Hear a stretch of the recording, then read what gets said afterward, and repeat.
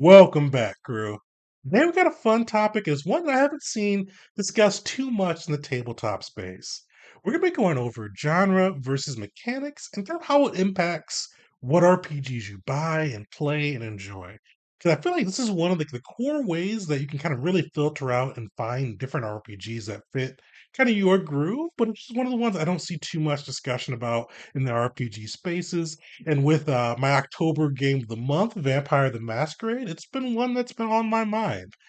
So today we're going to break down kind of genre and mechanics, how they interact, and kind of how best you can look and see kind of which RPGs are going to be best for your shelf, which will be best for your table, and kind of how they all come together on that side. Before we dive into that, though, I want to kind of give a little bit of a definition of how we'll be defining genre today. In this piece, I think genre, in my opinion, and you're going to kind of see about this as we go through, but I think genre is probably the biggest factor in whether you'll buy and enjoy an RPG. And with genre, we're kind of including three big things in there. We're going to be including kind of what type of fiction it is. So whether it's sci-fi, horror, fantasy, kind of what its genre fiction type is. 'Cause I think that's a big piece of it. If you've watched my channel long enough, and even just looking behind me on my wall, you'll know probably sci fantasy is my favorite and typical fantasy following that. Also a huge superhero fan. I'm not sure if those follow neatly into either category. They can fall into both a little bit. But those are my big three: sci-fi, fantasy, as well as kind of superhero type fiction. From the games we picked for this channel and just I enjoy in general, those are the genres that are usually kind of get me excited. And that's kind of how this topic got started because Vampire the Masquerade, one of the big kind of giants in the tabletop space, isn't my typical genre. I'm not usually a fan of modern day vampire politics, but I'm kind of with this one, it's been such a big player in the tabletop space and kind of so well beloved in that space. I wanted to make sure I gave it a good try on that side, kind of see how it plays.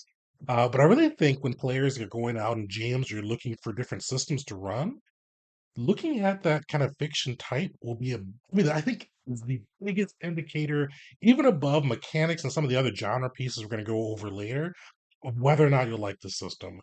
I've played systems with kind of in my core fiction, whether it be sci-fi, fantasy, heroics, that may not have had my favorite mechanics, but it fits the genre that I like, that it makes it easier for me to kind of buy into the world, and buy into whatever the premise is, and even hand wave some of those mechanics I don't like or homebrew them away, as a lot of us GMs are prone to doing.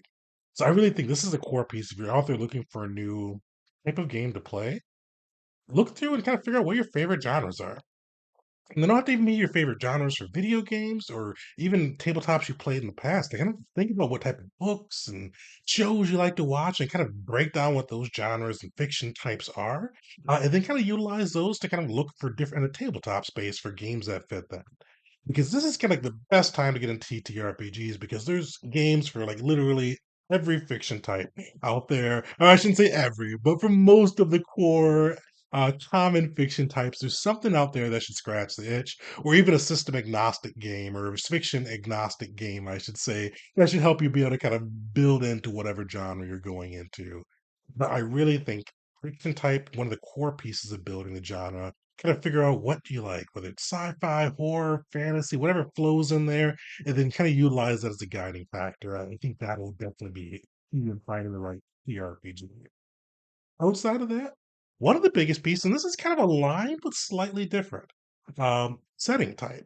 It's because I think whether it's the system has built in kind of the type of setting it wants you to run in, or is flexible to build in your own setting, I think this is a big piece that really makes or break the genre. Like we'll pick on Blades in the Dark, for instance. Blades in the Dark has its setting baked into the rules pretty extensively and built in the genre, I should say, pretty extensively. From the kind of Victorian era, kind of cloak and dagger mixed with sorcery, along on that side. And it's one of those ones that if you didn't click with the setting immediately, could be one that makes it harder for you to get into the system. Because while it does have amazing mechanics and a lot of cool things that go along with it to make it great for kind of running very narrative, kind of heist and caper type adventures, if you're just not really feeling the setting, it could definitely make bring your enjoyment down, even with it being an amazingly mechanical system. So figuring out that setting type that the game expects you to run in, and this is something too they really. And we're going to get into mechanics a little bit too, but make sure that if when you pick that game, have the setting type, it's one that would fit well. Like for instance, I'm gonna pick on Pathfinder 2e. I'm using Pathfinder 2e as my new kind of fantasy dedicated system, and I'm kind of tweaking it to fit with my homebrew world. Luckily, my homebrew world is high fantasy already. I had it for 5e. It converts pretty easily over. If I was trying to use Pathfinder 2e to run more of a, let's say, cyberpunk style game, there's gonna be a lot of conflict. It's not gonna flow well. The genres don't match on that side. So finding a system that fits the setting type that you're interested in running, whether it be their setting type of the book or one that you can tweak to your homebrew world, I think is a definitely essential piece in kind of making sure genres match what you're interested in. And finally, our last big piece on kind of finding, I think, the genre. And this one's a little bit, I bet I'll get some arguments on this one. I feel like this is probably one of the biggest drivers for people buying new tabletop RPGs. And I feel like it does fit pretty neatly into genre. So I'm including it. But artwork, I feel like artwork probably sells more RPGs than anything. I mean, I feel like they call them the coffee table tabletop games, the ones you probably won't run, but you bought because you saw it on Kickstarter, saw it on RPGs or wherever you gotta get your games from. And like this is some pretty cool artwork. This is sweet. This is cool. But either you just don't have time to get a table together, or you just kind of bought it for the artwork. So I think like looking at that, and sometimes a game may have great genre fit, whether it be from like the fiction type and setting type, but the artwork may not be great and still may be a good fit. But sometimes the artwork alone is just kind of a good way to kind of filter out what games you may like, where they can fit in, and especially with how many tabletop RPGs are out in the market right now. I think artwork is definitely kind of one of the biggest selling factors and one of the best ways to attract and detract new players. So I think those are the big three pieces, at least for me. Going over the fiction type, sci-fi, fantasy, whatever it may be, the setting, kind of whether the setting is going to fit what you'd like to run or play in as a game master or player, as well as the artwork, if it kind of fits the tone, the feeling, the style that they're trying to evoke with their kind of their mechanics and kind of the pieces of the world altogether. So we kind of went through genre, and genre, I think, I said this before, but I really think this is probably the biggest piece in finding a system that's going to click for you. Because I have played games before where the genres match was just great, but the mechanics may not have been my favorite. And it truly, I think that genre can carry it over, even just for the playing, but especially for the buying. I've seen so many people kind of find that hit where it hits the setting type they like, the fiction type they like, the artwork they like, and they pick it up. So I really think this is something that matches is a good thing to keep an eye out for. At least know what you like when you're looking to match up an RPG. Flip side, mechanics. I think mechanics are very important for keeping you playing the RPG after you've purchased it, especially for long-term campaigns. Because for my long-term campaigns, I'm running a Star Wars game as well as a Pathfinder 2e game. Both of those kind of fit both my genre and my mechanics play. Especially if you're running a long-term campaign, I feel like if you don't have the solid mechanics behind it, with rules for progression, as well as kind of just fun mechanics that interact with and make everything feel different as the story evolves, it'll be hard to run like one of those big year, 2, 3 year plus campaigns. So for mechanics, I think one of the big things you need to look for, kind of how well the rules play. So how well intuitive are they? Do they kind of work together well? Are they easy to pick up and learn? I think that's another big piece too, because sometimes you can have like systems that are mechanically complex and really, really cool, but it could be a little bit of a pain trying to teach them to another player. I'm thinking one of my favorites, Units Masterminds. Great system. I love it. Having players build that first PC is definitely a lot of work, a lot more maybe just hand holding, but I don't make it a negative connotation. Hand holding from the game master on that side for bringing new players in, than for like a typical like 5e game or even Pathfinder 2e game, because you want to make sure that the players understand how the mechanics of the creation work, because it can be overwhelming at first. And you get as a game master, you want to see if you have the time to be able to spend and kind of teaching your players, or well, teaching your players as well as learning yourself what those mechanics are and how much you want to put into the system. So kind of ease of play and intuitiveness, I think, is another one of the big pieces for mechanics are going to be the right fit for you. Along with that, too, And this one may be a little bit controversial because I know some systems don't have progression. A lot of them lately have been kind of leaning away from that, especially some of the more narrative systems. But at least for me, when I'm playing a long-term campaign, not something that would be a one shot or even like a 4 to 5 shot campaign, um, I like to have that good progression. I like to be able to see the players of the game master evolve and learn new features and kind of take on different adventures than they could from the start. And I think that's for, at least for me, I'll say, when I'm looking for a system where I want to make the campaign one of the longer ones, I always look for that progression so players can feel like they're advancing in the world evolve around with them, and the stakes get higher and higher. And that there's that typical campaign feel. I think that's important to me. And for more narrative systems, I love running them, and I always like doing for kind of shorter campaigns, especially like those 4 to 5 shots. Like go back on TTRPG. They've got a pretty cool progression system, but that'd be one I think would be excellent for like a 6 campaign run or a 6 shot campaign run.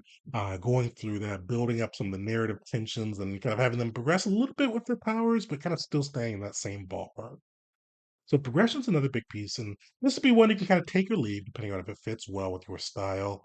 The last big one I'll say with mechanics um, is just kind of keeping it fresh. Is the gameplay loop something that you're going to be able to enjoy time after time? And that's kind of been similar to an intuitiveness piece, but I feel like it's a little bit different. Because some games have fun mechanics that you think are really cool, but then you play them for multiple sessions, and eventually you're going to get bored with them. At least sometimes I do get bored with them. So I think it's one of those ones, and this is probably the hardest one to be able to determine based off of reading and kind of going through. So definitely, I always recommend like reaching out on RPGs on Reddit, RRPGs, or whatever you get your tabletop news from, because this is kind of the one that you either have to experience or go off of others' experience. Because it's one that even the mechanics seem like they're pretty cool up front. If you get into that gameplay loop, and if you do kind of feel repetitive with kind of how it's structured, the mechanic wise, it could be one that gets old after a while. So for the mechanic side, I think the big pieces are ease to play, ease of understanding, intuitiveness, basically gameplay loop? Is it fun? Is it exciting? Does it keep feeling like it's refreshing?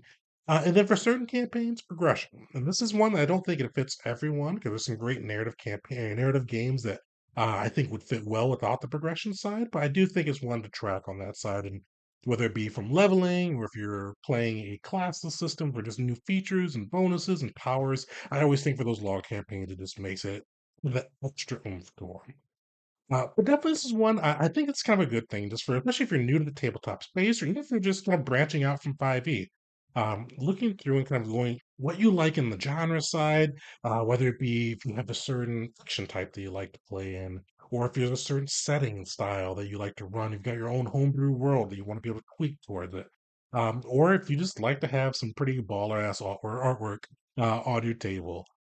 This is things you want to go over and then I think especially once you purchased it, once you've been able to read through it, take a look at the mechanics side of it, or even a lot of the RPGs now will post free samples of the core mechanics so you can kind of read on them and get a kind of a good vibe on how they play and can see if you like the core gameplay loop of the mechanics in a little brief sample, or if you bought it with the first read, if they make sense, if they're easy to intuitive and kind of be able to run on their own.